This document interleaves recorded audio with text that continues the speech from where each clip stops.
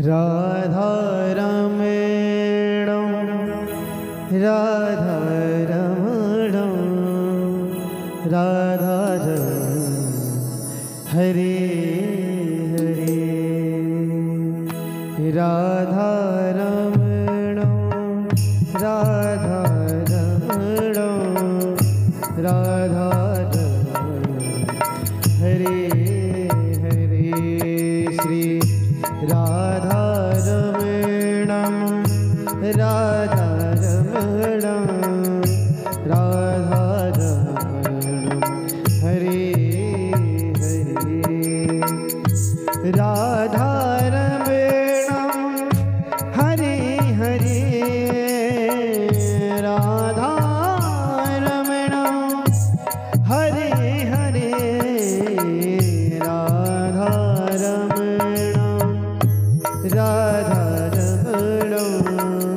राधारमणं हरे हरे राधारमणं राधारमणं राधारमणं हरे हरे।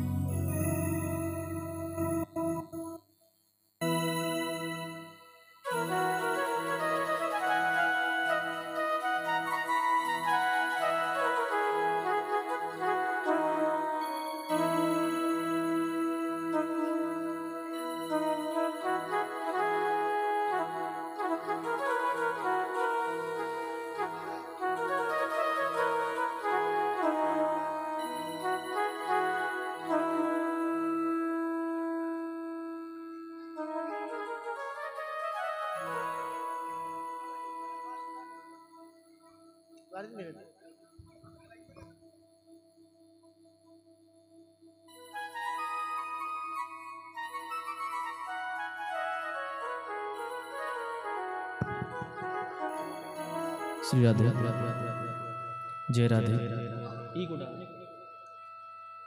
राधे श्री राधे राधे राधे जय राधे जय श्री राधे राधे जय राधे।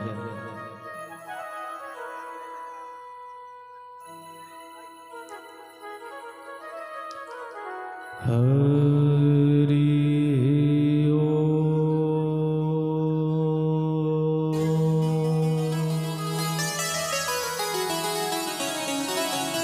श्री गणेशाय नमः। श्री सरस्वत्यै नमः। श्री सद्गुरु चरणकमलेभ्यो नमः। श्रीमते रामचन्द्राय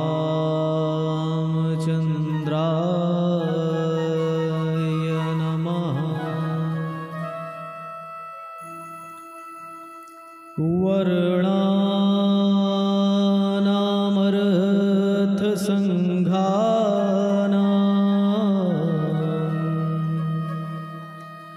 रसानां छन्दसामपि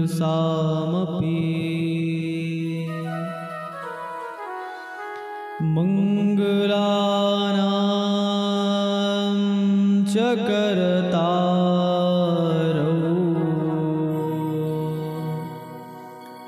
वन्दे वाणी विनायकौ भवानी शङ्करौ वन्दे श्रद्धा विश्वासरूपिणौ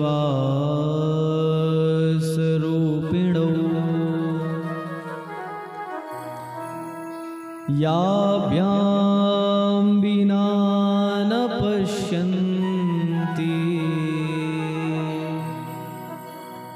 सिद्धास्वन्तस्थमीश्वरम्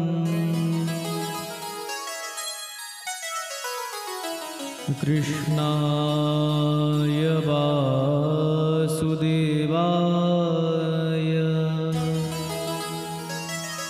हरये परमात्मने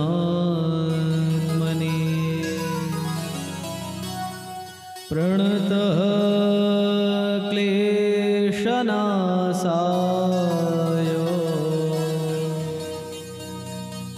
गोविन्दाय नमो नमः। भक्त भक्ति भगवंत गुरु चतुर नाम वपु एक, इनके पद वंदन किए नाशहि विघ्न अनेक। करुणामयी स्वामिनी तुम पकड़ो मेरा हाथ, दया करो हे लाडली सो जानो अपनो दास। अंजनानंदनं वीरं जानकी शोकनाशनं कपीसमक्षहन्तारं वन्दे लङ्काभयङ्करम्।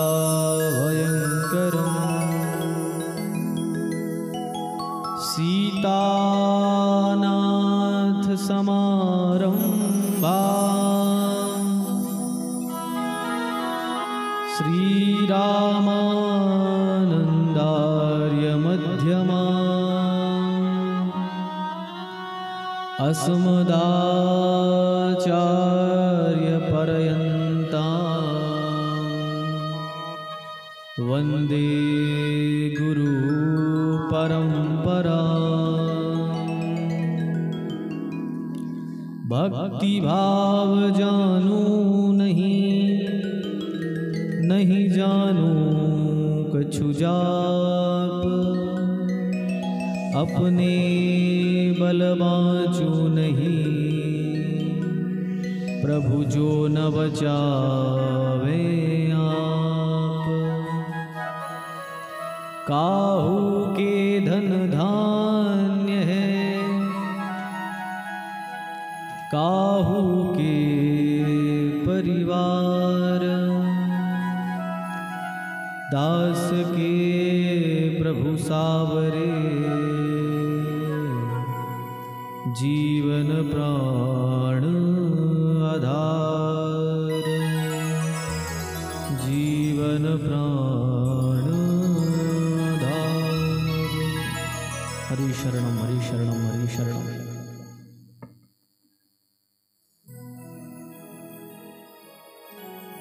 आइए भगवान की मंगलमयी कथा में प्रवेश करने से पूर्व भगवान नाम संकीर्तन, उसके पश्चात भगवान की मंगलमयी कथा में प्रवेश करेंगे।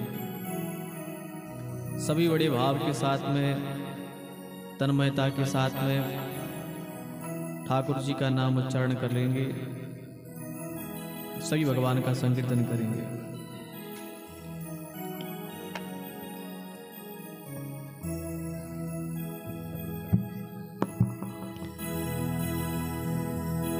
जय जय राधा रमण हरि बोल, जय जय राधा रमण हरि बोल, जय जय राधा रमण हरि बोल, जय जय राधा रमण हरि बोल, जय जय राधा रमण प्यारो राधा रमण जय जय राधा रमण प्यारो राधा रमण जय जय राधा रमण हरि बोल जय जय राधा रमण हरि बोल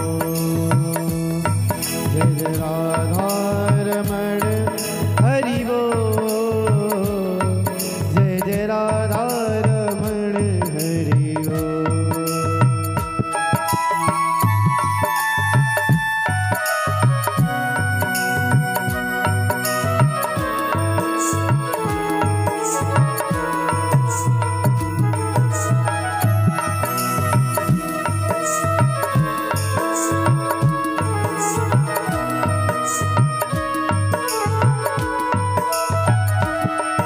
नटना गरी न बल छैल रसिया नटना गरी न बल छैल रसिया तेरे रस के भरे कपो जय जय राधा रमण हरि बोल जय जय राधा रमण हरि बोल जय जय राधा जय जय राधा रमण प्यारा राधा रमण जय जय राधा रमण प्यारा राधा रमण जय जय राधा रमण हरि बोल जय जय राधा रमण हरि बोल जय जय राधा रमण हरि बोल जय जय राधा रमण हरि बोल।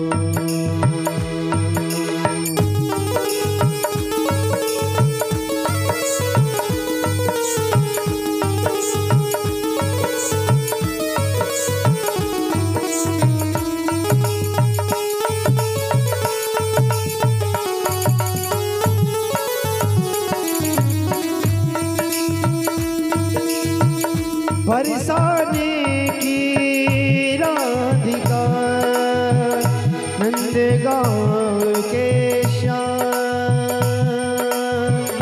इन दोनों के चरण में श्रद्धा सहित प्रणाम जय जय राधा रमण हरि बोल जय जय राधा रमण हरि बोल जय जय राधा रमण हरि बोल जय जय राधा रमण हरि बोल जय जय राधा रमण हरि बोल जय जय राधा रमण हरि बोल जय जय राधा रमण हरि बोल। बोली वृंदावन बिहारी लाल की जय हो श्री सीतारामचंद्र भगवान की जय हो उमापति महादेव की जय हो पवन सुत हनुमान जी महाराज की जय हो वृंदावन कृष्ण चंद्र जी की जय हो उड़ीसा जगन्नाथ जी की जय हो बोलो भाई सब संतों की जय हो मात पिता गुरुदेव भगवान की जय हो सत्य सनातन धर्म की जय हो राधा रानी की जय हो रामायण मैया की जय हो तुलसी माता की जय हो भगवत महापुराण की जय हो सभी देवी देवताओं की जय हो हरिदास जी महाराज की जय हो भारत भूमि की जय हो सब संतन की जय हो सब भक्तन की जय हो सब विप्रन की जय हो सब गैयन की जय हो सब बांधवन की जय हो राम दरबार की जय हो श्रीमद् भागवत महामहोत्सव की जय हो जय जय श्री राधे।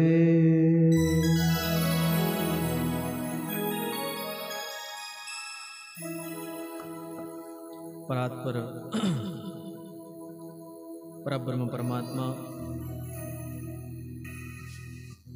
जगत नियंता जगदाधार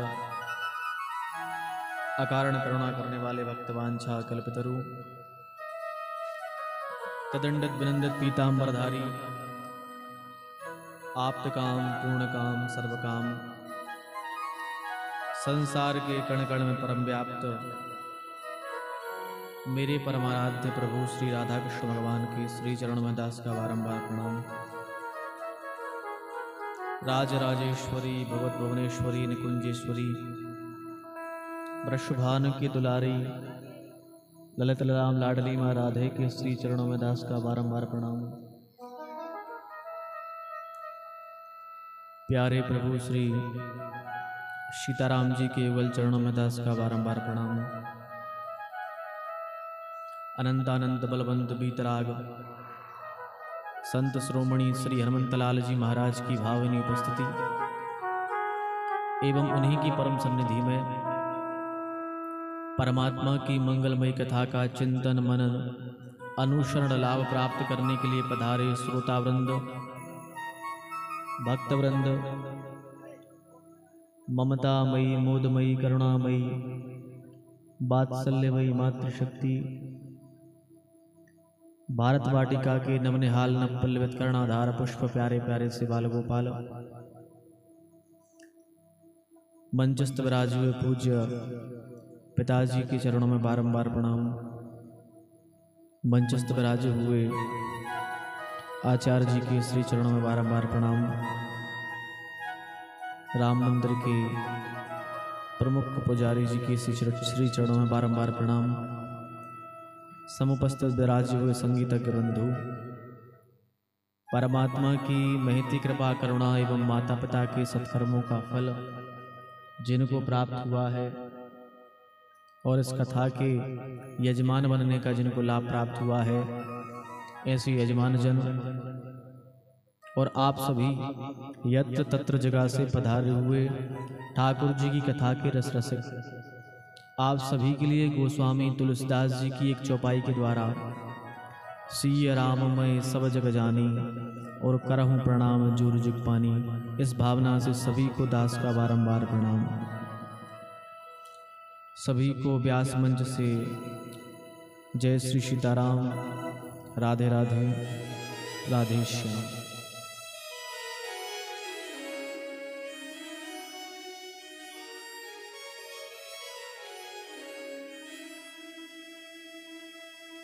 परमात्मा की महती कृपा करुणा है,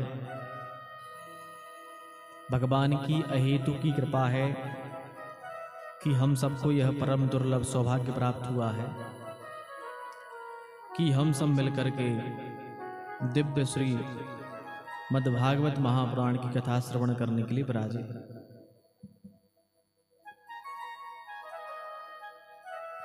यह हम सबके आप सबके सौभाग्य हैं, क्योंकि भगवान की कथा साधारण लोगों को प्राप्त नहीं होती है। आप सब बड़े भाग्यशाली हैं, भगवान की बहुत कृपा है कि आप सब प्रभु श्री सीताराम जी के दिव्य दरबार में विराज करके यह दिव्य श्रीमद् भागवत महापुराण का लाभ प्राप्त कर रहे हैं। आप सब बड़भागी हैं। तो कथा में पूर्व आपसे फिर वही बात कहेंगे, जितना अधिक से अधिक हो सके भगवान का भजन करिए, जितना हो सके भगवान का नाम लीजिए, क्योंकि विगत 3 दिन से आपसे हम वही कहते आ रहे हैं कि भगवान के नाम के बिना सब कुछ सूना है।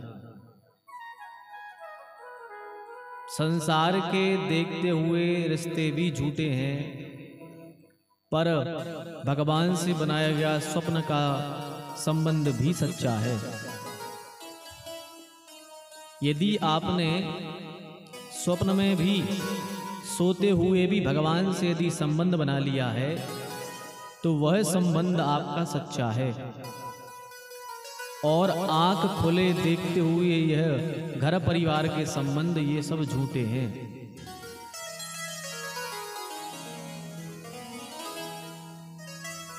जीवन में एक इष्ट जरूर बनाना, अपने जीवन में एक ना एक इष्ट जरूर होना चाहिए जिन पर अपनी पूरी निष्ठा हो। हर व्यक्ति को अपना एक इष्ट देव बनाना चाहिए, जो अच्छे लगते हों। चाहे राम जी अच्छे लगते हों, चाहे श्याम जी अच्छे लगते हों, चाहे दुर्गा जी अच्छी लगती हों, चाहे भोलेनाथ अच्छे लगते हों, और चाहे हनुमान जी अच्छे लगते हों। जो भी अच्छे लगते हों, उनमें से किसी एक को अपने इष्ट जरूर बनाना चाहिए।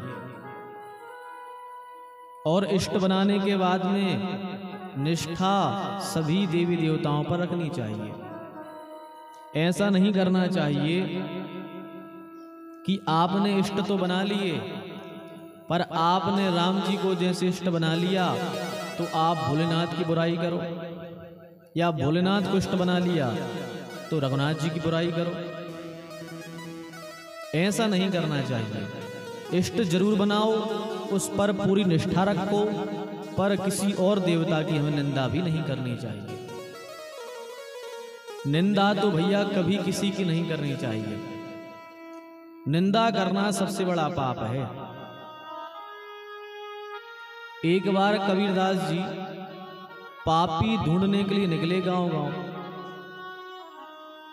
कबीरदास जी एक गांव में गए, पापी को ढूंढते ढूंढते, पर पापी ना मिला कोई। दूसरे गांव में गए, वहां भी कोई पापी ना मिला। 5-6 गांव में कबीरदास जी घूमे, कोई पापी ना मिला कबीरदास जी को। क्योंकि आज के समय में पापी बनना कोई नहीं चाहता, पर पुण्यात्मा तो सभी बैठे हैं। यदि किसी से कह दें कि भैया आप पापी हो, हाथ उठाओ, तो पापी बनने के लिए तैयार कोई नहीं है। पर यदि कह दिया जाए कि पुण्यात्मा हाथ उठाओ, तो पुण्यात्मा इतने मिलेंगे कि 10-50 ट्रक भर जाएंगे पुण्यात्माओं से। हर आदमी पुण्यात्मा है, पापी बनना कोई नहीं चाहता। तो कबीरदास जी को कोई पापी ना मिला, तो कबीरदास जी कह रहे हैं, कबीरा पापी ना मिला, कबीरा पापी ना मिला, निंदक मिले हजार। कबीरदास जी को पापी तो कोई नहीं मिला, पर मिले कौन है? कबीरा पापी ना मिला, निंदक मिले हजार। कबीरदास जी जिस गांव में, जिस मोहल्ले में, जिस नगर में, जिस घर में गए, हर जगह निंदा करने वाले मिले। पापी तो कोई नहीं मिला, पर हर मोहल्ले, हर गली में निंदा करने वाले मिले। कबीरा पापी ना मिला, निंदक मिले हजार, और एक निंदक के सर पे 1000 पापियों को भार। कबीरदास जी कह रहे हैं कि एक निंदा करने वाला और 1000 पापी एक बराबर हैं। इसलिए कभी किसी की निंदा नहीं करनी चाहिए। निंदा से बचना चाहिए, जितना हो सके निंदा से दूर रहो। कभी किसी की निंदा नहीं करनी चाहिए।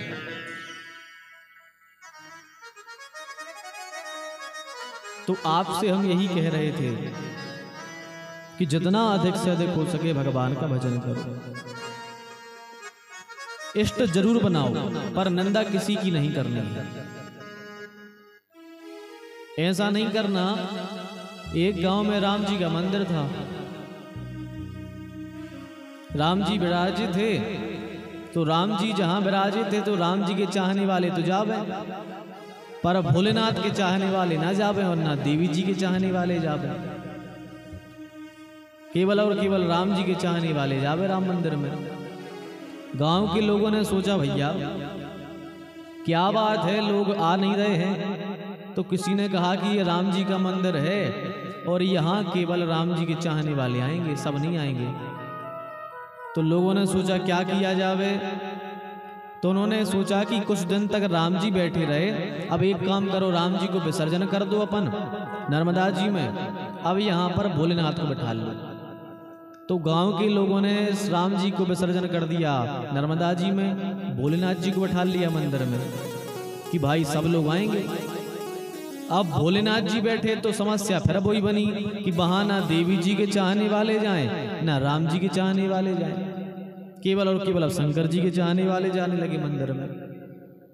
तो लोगों ने सोचा भैया अब क्या करें। तो बोले एक काम करो, कुछ दिन राम जी बैठे रहे कुछ दिन भोलेनाथ बैठे रहे। अब एक काम करो, भोलेनाथ को ही विसर्जन कर दो नर्मदा जी में, अब देवी जी को बिठा लो, शायद सभी लोग आने लगे। तो राम जी को विसर्जन किया तो भोलेनाथ बिठा ले, भोलेनाथ को विसर्जन करके देवी जी बिठा ले। लेकिन फिर वही समस्या बनी कि अब राम जी के चाहने वाले ना आवे और भोलेनाथ के चाहने वाले ना आवे। तो गांव के बोले करें क्या कि जहां बिना बुलाए सब आ जाएं। ऐसा कौन सा उपाय करें कि यहां बिना बुलाए सब आए। तो गांव के बोले एक काम करो, अब देवी जी को भी सरा दो नर्मदा जी में, और ये जगह पे अब ठेका खोल लो, ये जगह पे ठेका खोल लो, तो बिना बुलाए सब आए। ना राम जी वालों को दिक्कत होगी, ना श्याम जी वालों को, ना भोले बाबा वालों को, सब आएंगे। तो केवल व्यक्ति भगवान के यहां जाने से परहेज करता है कि हम इनके चाहने वाले हैं तो वहां नहीं जाएंगे। पर कभी ऐसा नहीं करना चाहिए। आप यदि राम जी को चाहते हो और भोलेनाथ की निंदा करते हो तो राम जी कहते हैं ऐसे भगत हमें स्वप्न में भी अच्छे नहीं लगते। जो भोलेनाथ की निंदा करे राम जी का भक्त होवे तो राम जी खुद कहते हैं कि हमें ऐसे भक्त अच्छे नहीं लगते। और भोलेनाथ कहते हैं जो हमारा तो भगत हो राम जी की निंदा करता हो तो ऐसे भक्त भी हमें स्वप्न में भी अच्छे नहीं लगते। इसलिए कभी किसी की निंदा मत करना, इष्ट जरूर बनाना पर निंदा किसी देवता की नहीं करना। और पता है सच्चा वैष्णव, सच्चा भक्त कैसा होता है? सच्चा वैष्णव और सच्चा भक्त होता है एक पतिव्रता नारी की तरह। भगवान का सच्चा भक्त होता है कैसा? पतिव्रता नारी की तरह। मतलब पतिव्रता नारी का देखो समर्पण होता है अपने पति के लिए, सब कुछ समर्पण अपने पति के लिए है। पर पतिव्रता नारी ऐसा नहीं करती कि अपने देवर को गाली देती हो या अपने जेठ को बुराई करती हो, ऐसा नहीं करती। समर्पण है पति के प्रति पर सबका आदर करती है, जेठ का भी आदर करती है, अपने देवर का भी आदर करती है। तो भगवान का सच्चा भक्त होता है पतिव्रता नारी की तरह कि उसका समर्पण तो अपने इष्ट की तरफ है पर वो निंदा किसी की नहीं करता, सबको प्रणाम करता है। तो जीवन में इष्ट जरूर बनाना, चाहे जो अच्छे लगे आपको। कल की आपने कथा में श्रवण किया, राजा परीक्षित के लिए ज्ञान देने के लिए भगवान सुखदेव जी पधारे हैं। राजा ने प्रश्न किया है महाराज मरने वाले को क्या करना चाहिए? तो सुखदेव जी ने कहा है कि श्रोतव्यः कीर्तितव्याश्च स्मर्तव्यः। मरने वाले को 3 काम करने चाहिए। सबसे पहले कथा सुननी चाहिए भगवान की, दूसरा भगवान का कीर्तन करना चाहिए और तीसरा है भगवान का स्मरण करना चाहिए। यदि इस प्रकार से व्यक्ति अपने जीवन को यापन करेगा तो निश्चित ही उसकी मृत्यु सुधर जाएगी, सुखदेव जी कह रहे हैं। और कथाओं को सुनने से होता क्या है पता है? कई लोग कहते हैं कि हम कथाएं क्यों सुने, क्या होता है कथाओं को सुनने से? भगवान के सत्संग में रामायण पढ़ने से, भागवत सुनने से, रामायण सुनने से होता क्या है यही जान लो आप। एक बार क्या हुआ, एक महात्मा जी स्टेशन पर बैठे थे। महात्मा जी स्टेशन पर बैठे कर क्या रहे थे, ट्रेन थोड़ी लेट हो गई तो महात्मा जी रामचरितमानस का गुटका निकाला और पढ़ने लगे। देखो पहले के समय में ये भी फर्क था भैया, पहले के समय में भी जेब में गुटका होते थे और आज के समय में भी गुटका होते हैं। पर फर्क इतना है कि पहले कहो हनुमान चालीसा का गुटका रखे हैं, कहो शिव चालीसा का गुटका रखे हैं या फिर सुंदरकांड का गुटका रखे हैं, पर आजकल खाने वाले गुटके रखे हैं। तो महाराज जी महात्मा जी स्टेशन पर बैठे, ट्रेन को थोड़ा विलंब हो गया आने में, तो उन्होंने क्या किया कि उन्होंने रामचरितमानस का गुटका निकाला, पढ़ना प्रारंभ कर दिया।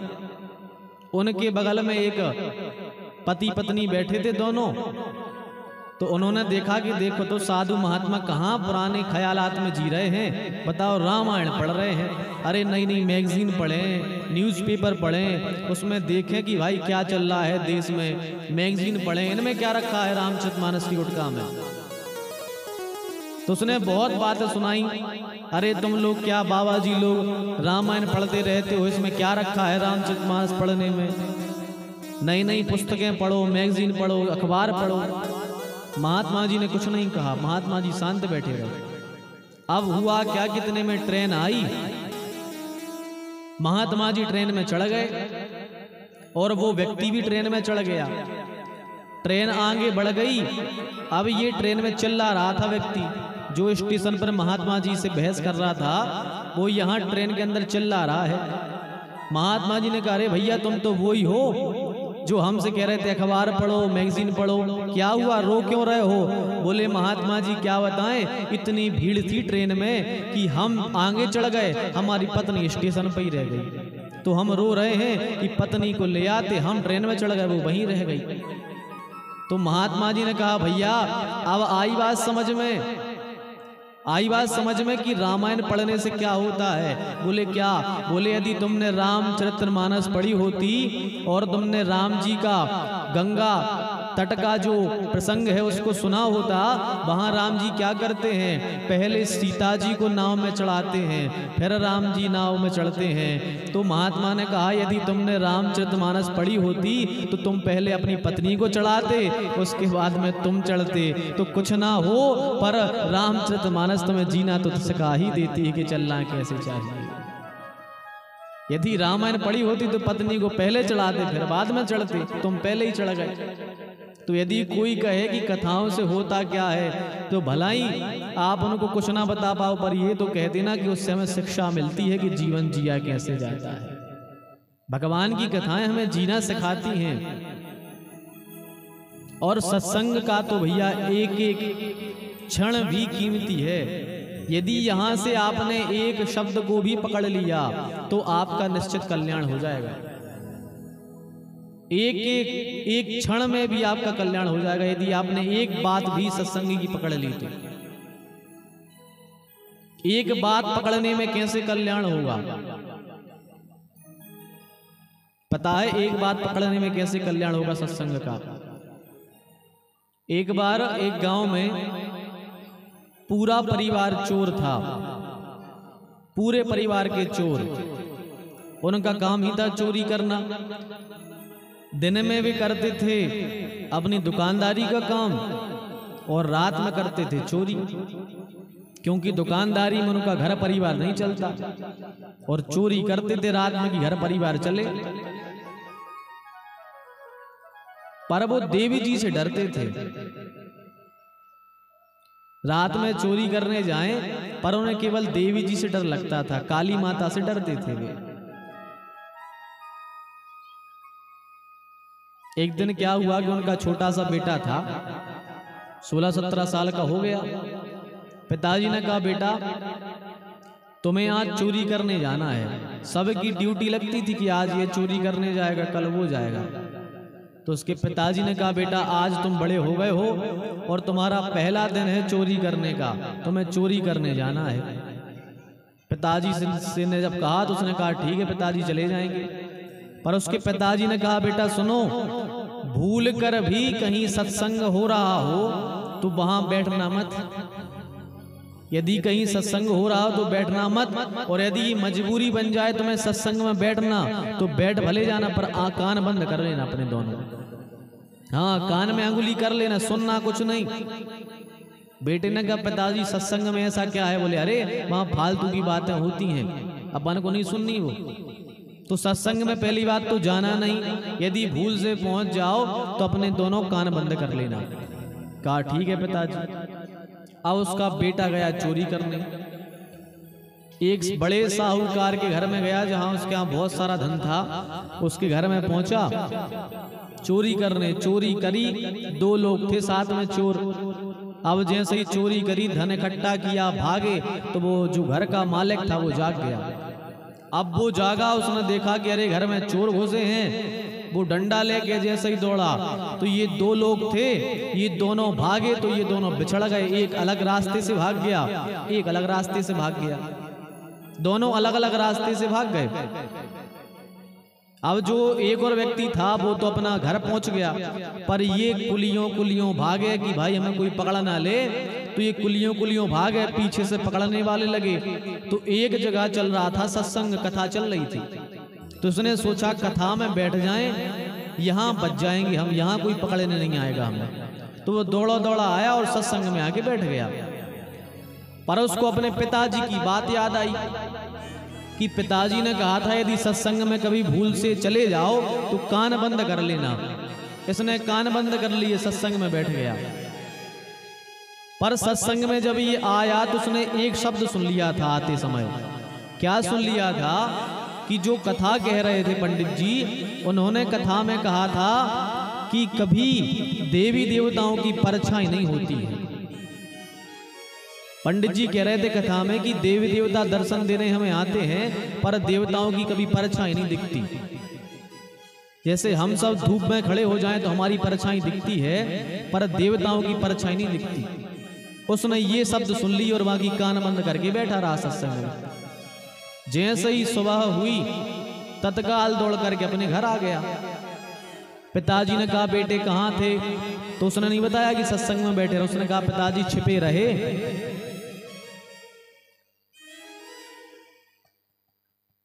देखो भैया, व्यवस्था करना ठीक है, पर यदि व्यवस्था शांति से हो तो उत्तम है, वरना वही व्यवस्था भंग भी हो जाती है।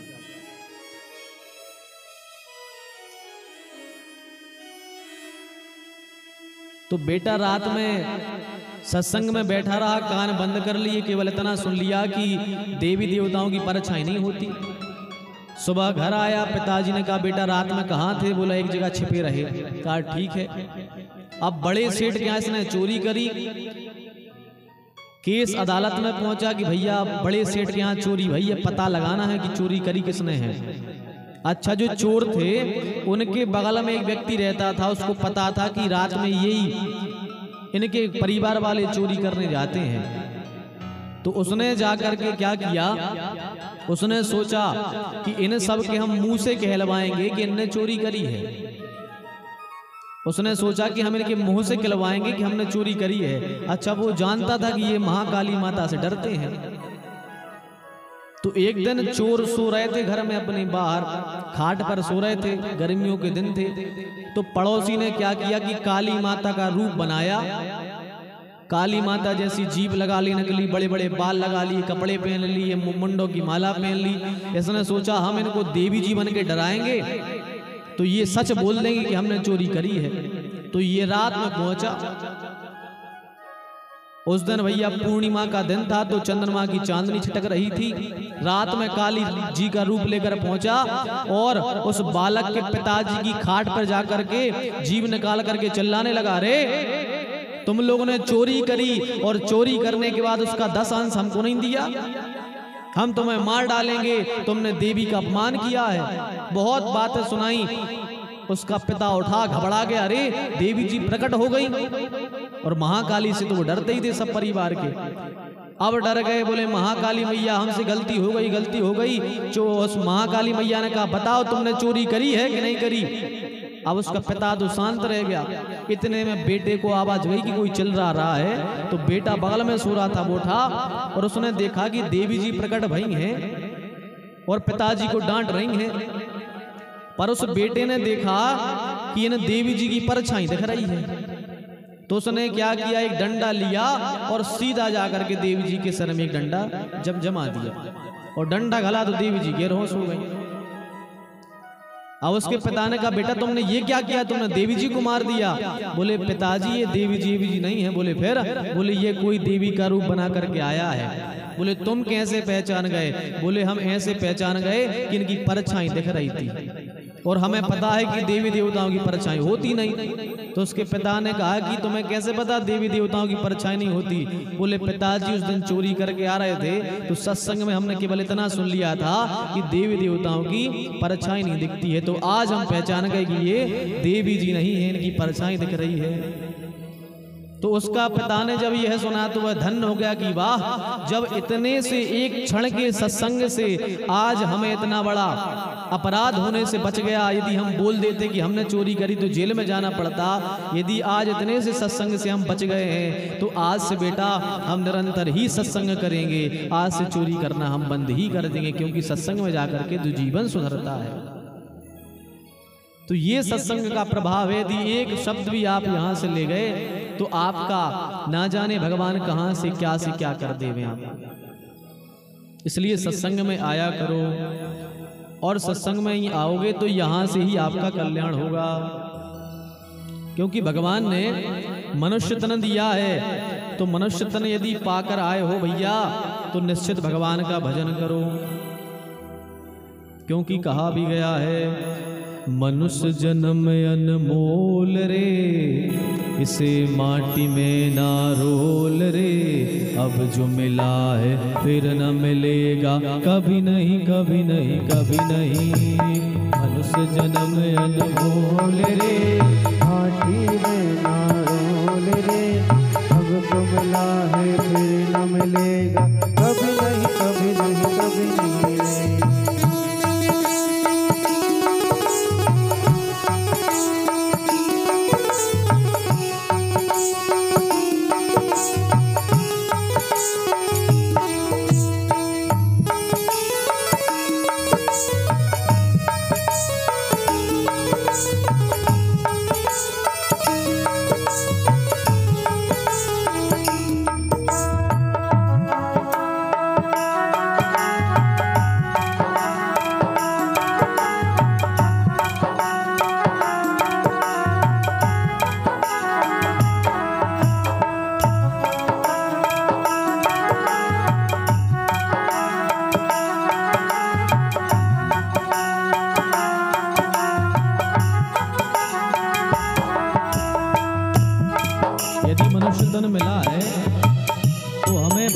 सत्संग में जाना चाहिए।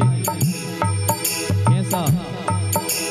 तू सत्संग में जाया कर, नाम प्रभु का गाया कर। तू सत्संग में जाया कर, नाम प्रभु का गाया कर। तू सत्संग में जाया कर, नाम प्रभु का गाया कर। तू सत्संग में जाया कर, नाम प्रभु का गाया कर। सांझ सवेरे बैठ के बंदे हरि का ध्यान लगाया कर। सांझ सवेरे बैठ के बंदे हरि का ध्यान लगाया कर। सांझ सवेरे बैठ के बंदे नाम प्रभु का गाया कर। सांझ सवेरे बैठ के बंदे नाम प्रभु का गाया कर। नहीं लगता है कुछ मोल रे, माटी में ना रोल रे। अब जो मिला है फिर न मिलेगा, कभी नहीं कभी नहीं कभी नहीं रे। मनुष्य जन्म अनमोल रे, माटी में नहीं रोल रे। अब जो मिला है वो भी न मिलेगा, कभी नहीं कभी नहीं कभी नहीं रे। मनुष्य जन्म अनमोल रे, माटी में ना रोल रे। अब जो मिला है फिर न मिलेगा, कभी नहीं कभी नहीं कभी नहीं रे। मनुष्य जन्म अनमोल रे, माटी में नहीं रोल रे। अब जो मिला है फिर न मिलेगा, कभी नहीं कभी नहीं कभी नहीं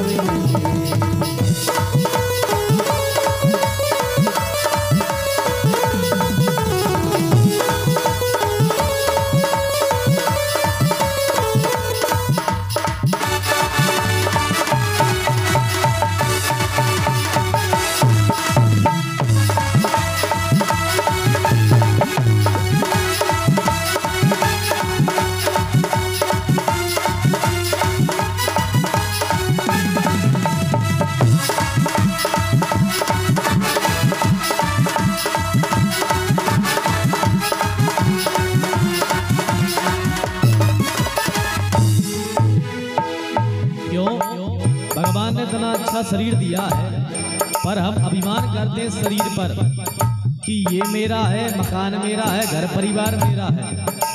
हमें अपने इस शरीर पर अभिमान होता है, पर ये शरीर हमारा नहीं है। कैसा है, इस शरीर को कैसे समझना चाहिए।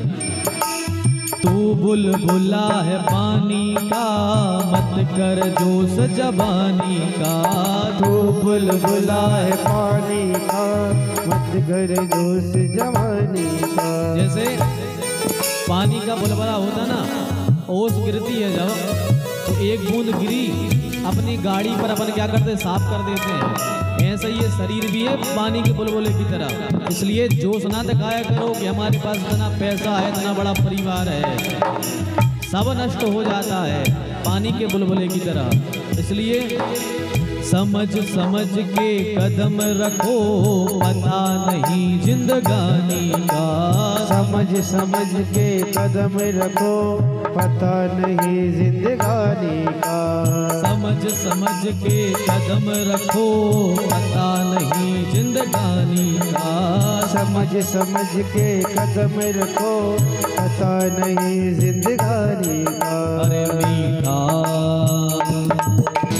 मीठा सबसे बोल रे, माटी में ना रोल रे। अब जो मिला है फिर न मिलेगा, कभी नहीं कभी नहीं कभी नहीं रे। मानस जन्म अमोल रे, माटी में नहीं डोल रे। अब तो मिला है फिर न मिलेगा, कभी नहीं कभी नहीं कभी नहीं रे। मनुष्य जन्म अनमोल रे, माटी में ना रोल रे। अब जो मिला है फिर न मिलेगा, कभी नहीं कभी नहीं कभी नहीं रे। मानस जन्म अमोल रे, माटी में नहीं डोल रे। अब तो मिला है फिर न मिलेगा, कभी नहीं कभी नहीं कभी नहीं रे। मनुष्य जन्म अनमोल रे, माटी में ना रोल रे। अब जो मिला है फिर न मिलेगा, कभी नहीं कभी नहीं कभी नहीं रे। मानस जन्म अमोल रे, माटी में नहीं रोल रे। अब तो मिलेगा फिर न मिलेगा, कभी नहीं कभी नहीं कभी नहीं रे। मनुष्य जन्म अनमोल रे, माटी में ना रोल रे। अब जो मिला है फिर न मिलेगा, कभी नहीं कभी नहीं कभी नहीं। बोलिए बांके बिहारी लाल की जय हो। तो यह मनुष्य तन जो है भैया बड़ा दुर्लभ है। कहा जाता है कि 84 लाख योनि पार करने के बाद में यह मनुष्य देह मिलती है हमें। और यदि 84 लाख योनि के बाद में यह देह मिली है तो निश्चित भगवान का भजन कर लो।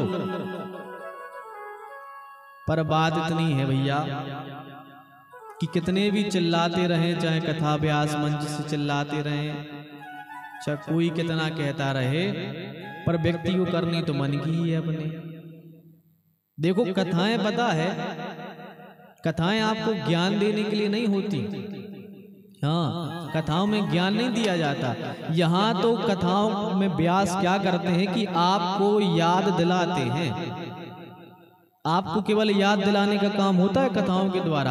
आप सब जानते हो, ऐसा कोई व्यक्ति नहीं बैठा यहाँ जो ना जानता हो कि भगवान का नाम ही सत्य है, बाकी सब संसार सत्य है।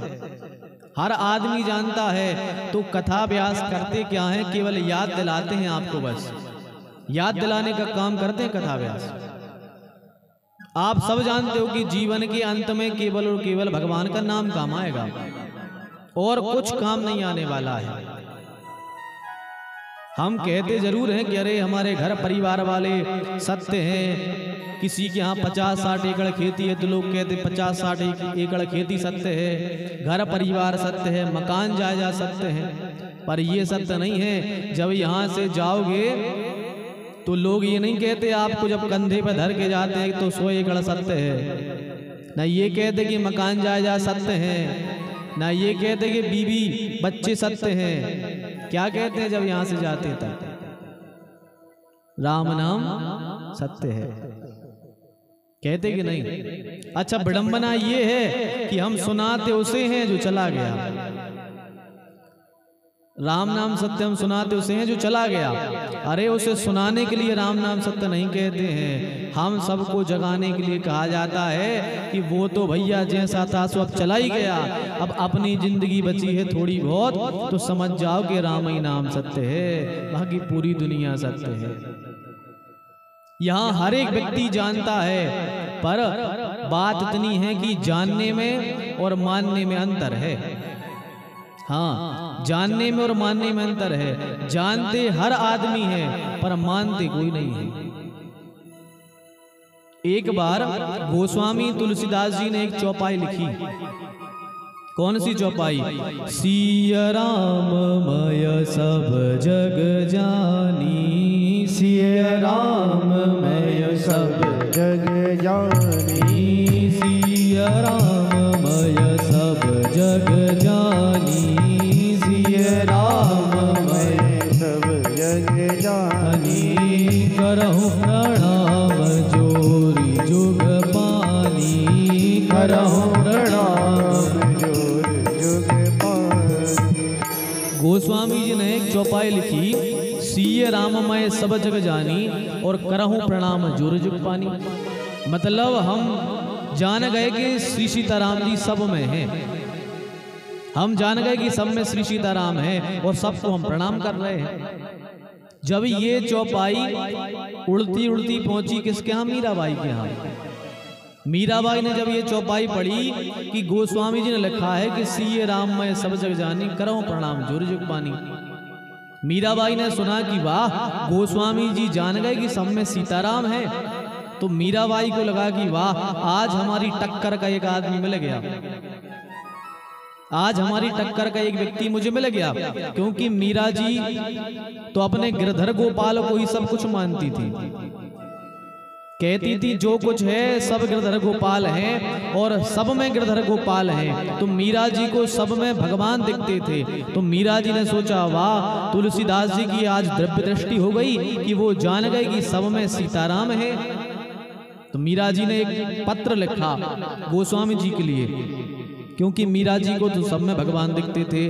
और मीरा तो कहती फिरती हैं, मेरे तो गिरधर गोपाल, मेरे तो गिरधर गोपाल, मेरे तो गिरधर गोपाल, मेरे तो गिरधर गोपाल, दूसरो न मेरे तो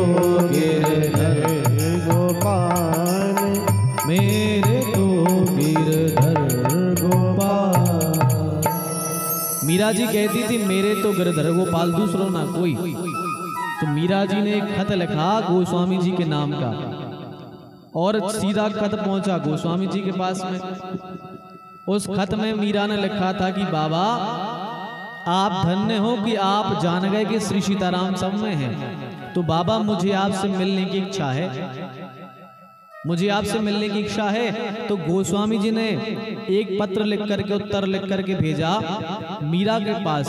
तो उसमें लिखा था बाबा ने कि मीरा तुम्हारे भाव अच्छे हैं, हम तुमसे मिलेंगे, पर अभी हमने 1 महीने का संकल्प ले रखा है कि हम किसी स्त्री को देखेंगे नहीं।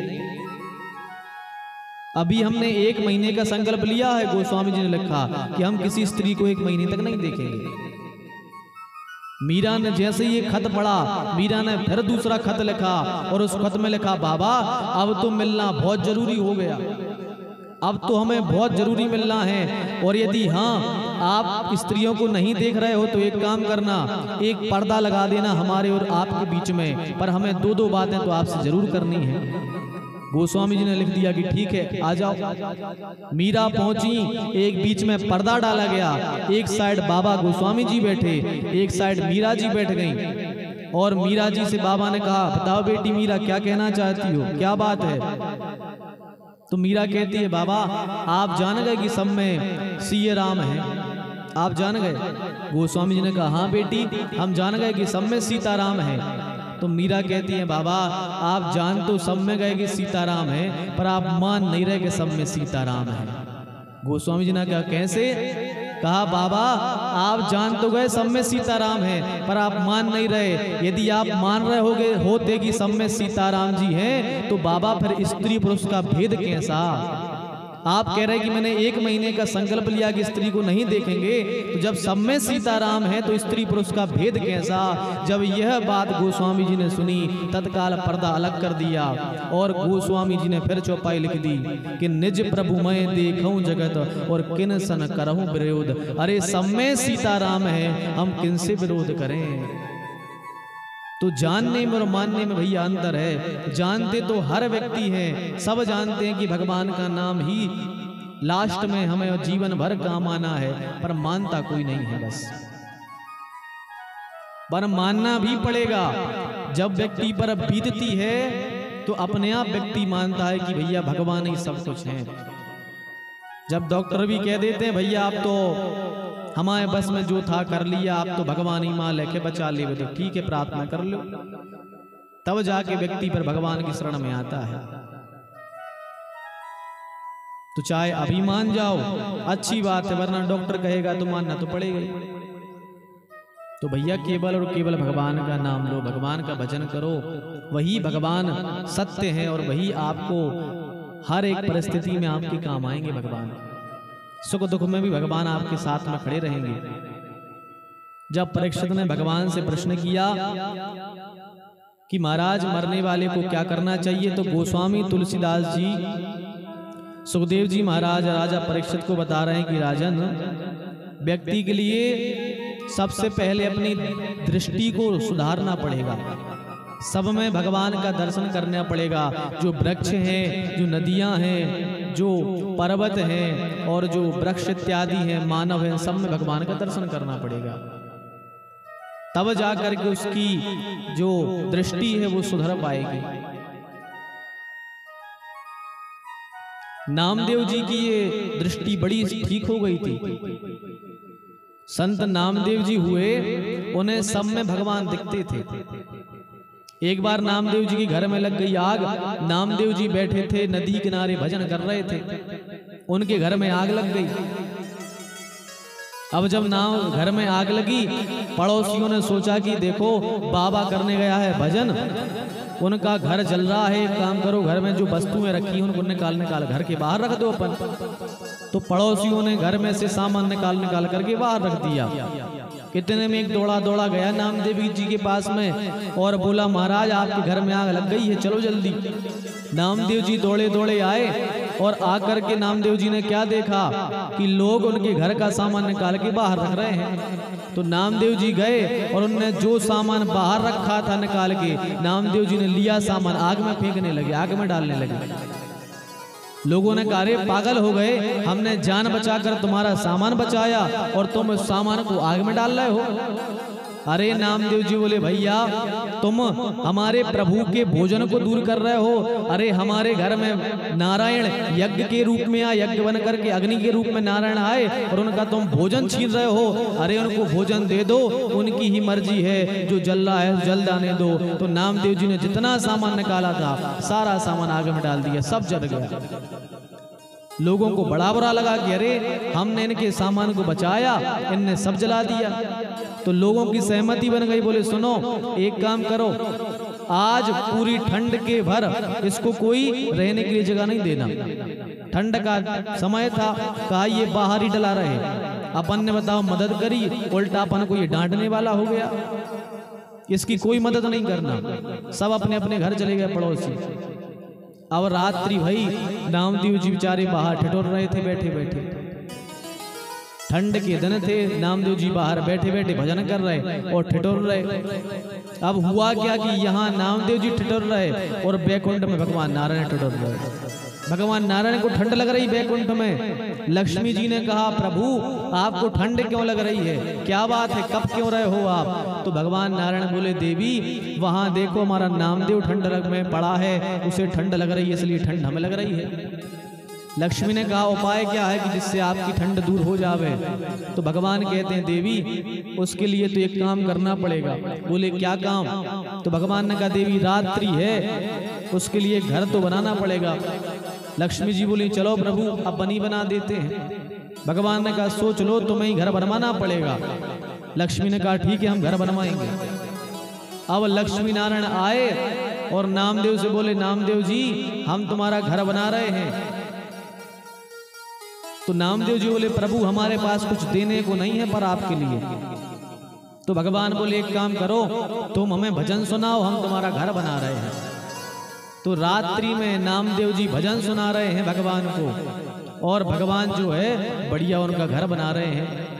बढ़िया भगवान ने अच्छे घास डाल इत्यादि करके बढ़िया भगवान ने मकान तैयार कर दिया। लक्ष्मी जी ने अच्छा लीप दिया, चौक डाल दिया, बड़ा सुंदर तैयार हो गया घर।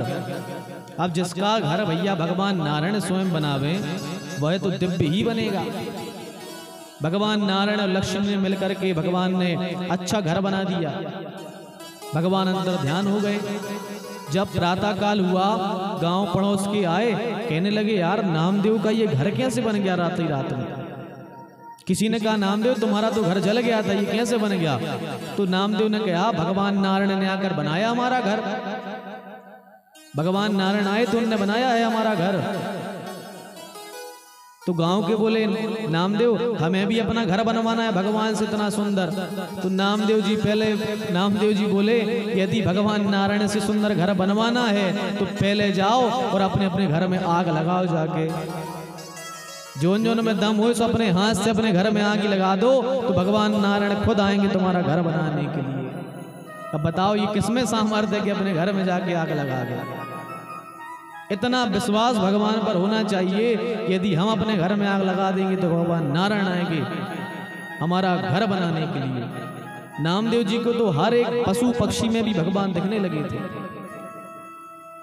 एक दिन नामदेव जी रोटी बना रहे थे, घी लगाया नहीं था रोटी में, रोटी बना रहे थे चूल्हे के यहाँ बैठे थे। कुत्ता आया उसने 2 रोटी दबाई मुंह में दौड़ लगा दी। नामदेव जी पीछे से घी की कटोरी लेके दौड़ रहे, बोले हे प्रभु हमें पता है हे विठलनाथ आप